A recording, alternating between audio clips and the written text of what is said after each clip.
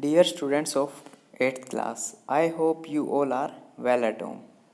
Today we will do question number 1 and 2 of exercise 3.3 in this video. You have to do these questions in fair notebook and practice the same. So let's start. Question number 1. Given a parallelogram ABCD, complete each statement along with the definition और property used. ये कह रहा है हमें एक parallelogram दे रखा है ABCD। हमें हर एक स्टेटमेंट को, नीचे ये 4 स्टेटमेंट्स दे रखी हैं, ठीक है, इनको कंप्लीट करना है एक प्रॉपर्टी या डेफिनेशन को यूज़ करके, ठीक है। यानी हमने यहाँ पर पैरेललोग्राम की प्रॉपर्टी का इस्तेमाल करके इन डेफिनेशंस को पूरा करना है। तो बच्चों फर्स्ट क्वेश्चन, ये जो AD है हमें पूछा है कि फर्स्ट पार्ट में AD किसके बराबर हो जाएगी बच्चों? BC के। क्यों? क्योंकि AD बराबर BC। Opposite sides of parallelogram are equal. क्योंकि बच्चों पैरेललोग्राम की आमने सामने की जो साइड्स होती हैं वो क्या होती हैं? बराबर होती हैं, ठीक है। इसी तरीके से बच्चों एंगल DCB बच्चों ध्यान रखना, जिस पॉइंट पर जो पॉइंट बीच में लिखा होता है एंगल हमेशा हमारा उस वर्टिसिस पे बनता है। जैसे यहाँ पर हमारा एंगल किस पे बनेगा? C पे।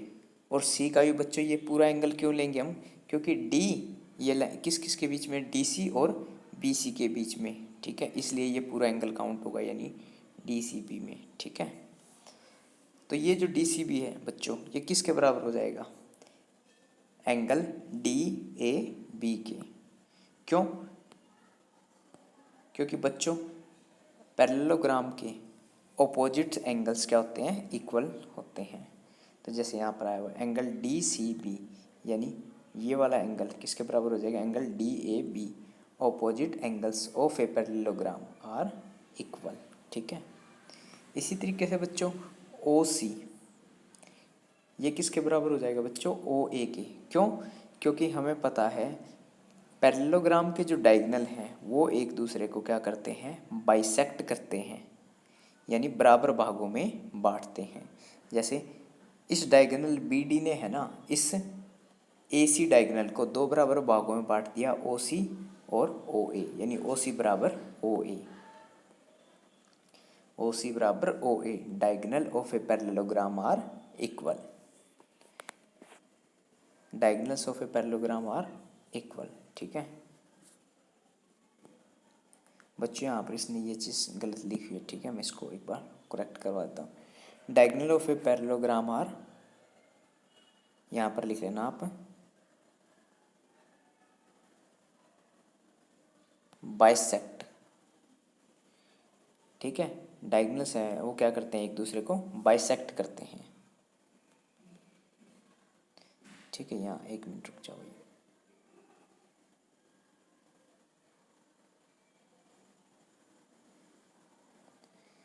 ठीक है, इक्वल की बजाय यहाँ के लिख दोगे आप बाइसेक्ट, ठीक है। तो फिर आपका ये क्वेश्चन हो जाएगा।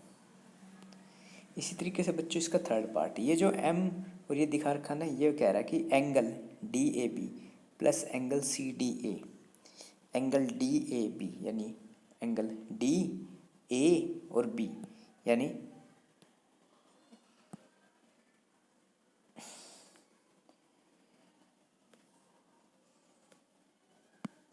ये जो एंगल है, एक तो ये जो एंगल है DAB प्लस का एंगल CDA, यानी ये जो एंगल है बच्चों इन दोनों का जोड़ कितना हो जाएगा? 180 डिग्री। तो यहाँ क्या आ जाएगा? 180 डिग्री। क्यों आ जाएगा बच्चों? क्योंकि हमें पता है पैरेललोग्राम के जो एडजेसेंट एंगल्स होते हैं वो क्या होते हैं? सप्लीमेंट, मीन्स उनका जोड़ कितना होता है? 180, ठीक है। तो बच्चों ये इसने लिख रखा है, कितना हो गया? 180 डिग्री। रीजन मैंने आपको बता दिया। Next question number 2, consider the following parallelogram, find the values of the unknown x y z। बच्चों में ये पैरेललोग्राम्स दिए हुए हैं, हमें इनमें x y z की वैल्यू निकालनी है हर एक क्वेश्चन में, ठीक है। 5 फिगर्स दिए हुए हैं, पांचों क्वेश्चंस को सॉल्व करना है। तो आओ इनको शुरू करें। फर्स्ट पार्ट बच्चों, यहाँ पर हमें फिगर दी हुई है, ठीक है। यहाँ पर हमें ABCD फिगर दी हुई है। यहाँ पर angle B 100 degree, angle C हमें निकालना है और एंगल D भी निकालना है और एंगल Z भी, ठीक है। तो आओ इसको शुरू करें। जो एंगल B है और जो एंगल D है वो क्या होंगे, बराबर, यानी y इक्वल टू 100 डिग्री, यानी y का मान कितना हो गया, 100 डिग्री। क्यों, opposite angles of parallelogram are equal, ये ऑपोजिट एंगल्स हैं पैरेललोग्राम के। इसी तरीके से बच्चों y की वैल्यू आ गई 100 डिग्री। अब x प्लस वाई 180 डिग्री के, क्यों, क्योंकि ये क्या है, एडजेसेंट एंगल है पैरेललोग्राम के, ठीक है। यहाँ पर रीजन लिख दिया, x plus 100 degree equal to 180 degree. यहाँ से जब हम x की वैल्यू निकालेंगे तो कितना आ जाएगा बच्चों, 80 डिग्री, ठीक है। ये भी हो गया। अब एंगल जो x है वो z के इक्वल होगा, क्यों, क्योंकि ये क्या है, ऑपोजिट एंगल्स ऑफ पैरेललोग्राम। तो यहाँ से x की वैल्यू कितनी आ गई बच्चों, 80 डिग्री, y की 100 डिग्री, ठीक है, और z की, एक मिनट बच्चों, x की 80 डिग्री, y की 100 डिग्री, ठीक है। और ये जो तुम्हें एंगल दिया ही हुआ है 100, और z की भी वैल्यू कितनी आ जाएगी बच्चों, 80 डिग्री। अब इन चारों का अगर हम जोड़ करेंगे तो ये 100 100 200 और 80 और 80 160, यानी टोटल कितना हो गया, 360। तो यहाँ से z कितना आ गया बच्चों, 80 डिग्री, ठीक है। Next question number 2।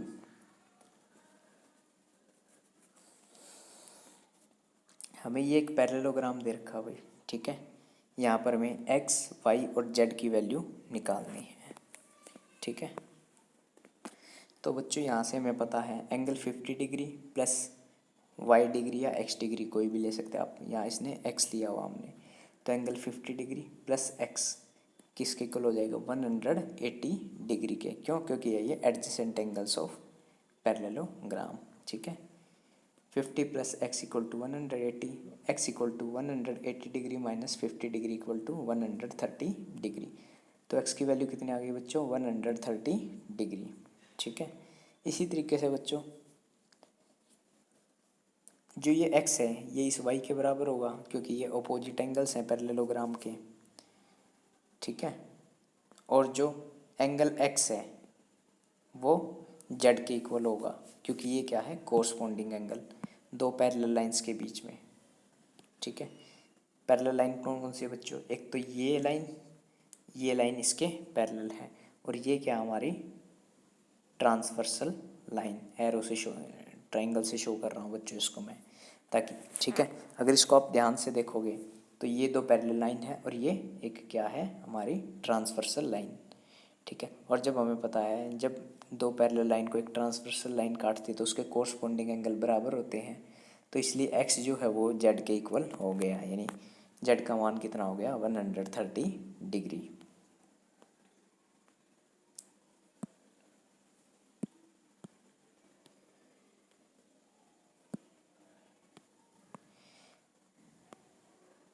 नेक्स्ट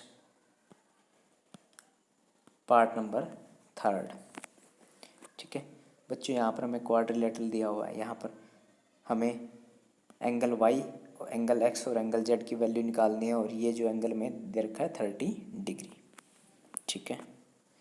अब हमें पता है जो एंगल x है वो 90 डिग्री का हो जाएगा, क्यों, क्योंकि वर्टिकली अपोजिट एंगल्स हैं ये, ठीक है। कौन कौन से एंगल हैं वर्टिकली अपोजिट, ये वाला एंगल और ये वाला एंगल, ठीक है। एक दूसरे के आमने सामने कोण, यानी शीर्षाभिमुख कोण है, ठीक है। तो x की वैल्यू कितनी आ गई, 90 डिग्री। अब हमें पता है बच्चों कि angle x plus y plus 30 degree ये किसके हो जाएगा, 180 डिग्री के, क्योंकि ट्राइंगल के तीनों कोणों का जोड़ कितना होता है, 180 डिग्री, यानी angle sum property of triangle, ठीक है। तो x plus y 30 degree equal to 180 degree. ठीक है, अब यहाँ पर x की वैल्यू कितनी आई थी बच्चों 90 डिग्री, ये रही, पुट किया 90 degree plus y plus 30 degree equal to 180 degree. ठीक है, जब इन दोनों को जोड़ा तो 120 आया, y की वैल्यू 180 डिग्री माइनस 120 कितना आ गया 60 डिग्री। ठीक है, अब जो y है इसी तरीके से बच्चों जो y है वो z के इक्वल हो जाएगा, क्यों, क्योंकि ये क्या है अल्टरनेट एंगल्स। ठीक है, अल्टरनेट एंगल्स हैं बच्चों, कौन कौन सी पैरेलल लाइन के बीच में है ये देखो आप।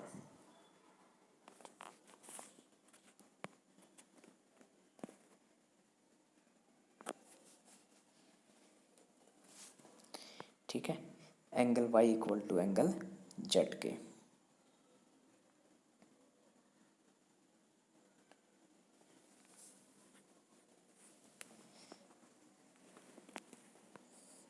ठीक है, नेक्स्ट क्वेश्चन नंबर 4। हमें ये फिगर दे रखी है बच्चों, यहाँ पर x, y और z की वैल्यू में निकालनी है। ये 80 डिग्री है बच्चों, तो y भी कितना हो गया 80 डिग्री। ठीक है, और z कितना हो जाएगा बच्चों, ये भी 80 डिग्री। क्यों, ये क्या है कोरस्पॉन्डिंग एंगल।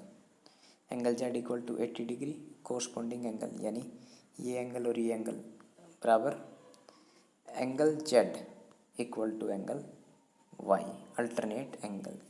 ठीक है, इसने अल्टरनेट एंगल की प्रॉपर्टी लगा दी है। मैं इस तरीके से भी इसको निकाल सकता हूँ बच्चों, ये और ये एंगल वर्टिकली अपोजिट एंगल क्या होंगे बराबर। तो z की वैल्यू y की वैल्यू कितनी आ गई 80 डिग्री।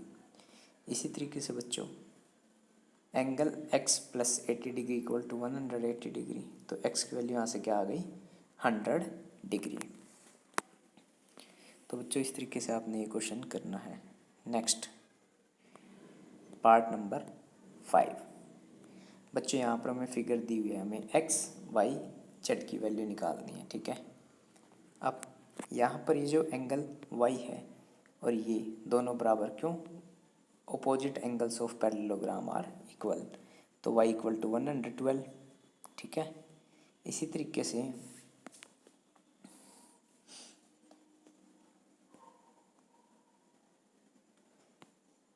एंगल y यानी 112 डिग्री प्लस x किसके इक्वल हो जाएगा बच्चों 100। चीज़ नहीं है। अब बच्चों ये देखो, ये हमारा कितना आ गया एंगल 112 डिग्री। ठीक है, अब ये क्या हमारी एक ट्राइंगल है, ये 40 डिग्री, ये 112 डिग्री, तो ये कितना आ जाएगा बच्चों हमारे पास 180 में से 152 माइनस हुए तो कितना आ गया बच्चों 28 डिग्री। ठीक है, x की वैल्यू कितनी आ गई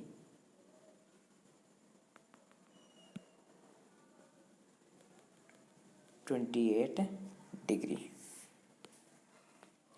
ठीक है, यहाँ से सोल्व करने पर x की वैल्यू आ गई 28 डिग्री। एंगल z प्लस 112 यानी z प्लस 112, ये भी 180 डिग्री के, इसको सोल्व करेंगे तो कितना आ जाएगा 68 डिग्री।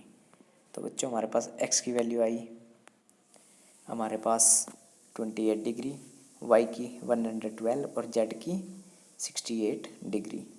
तो बच्चों ये क्वेश्चन आपने अपनी फेयर नोटबुक में करने हैं। आज के लिए इतना ही, थैंक यू।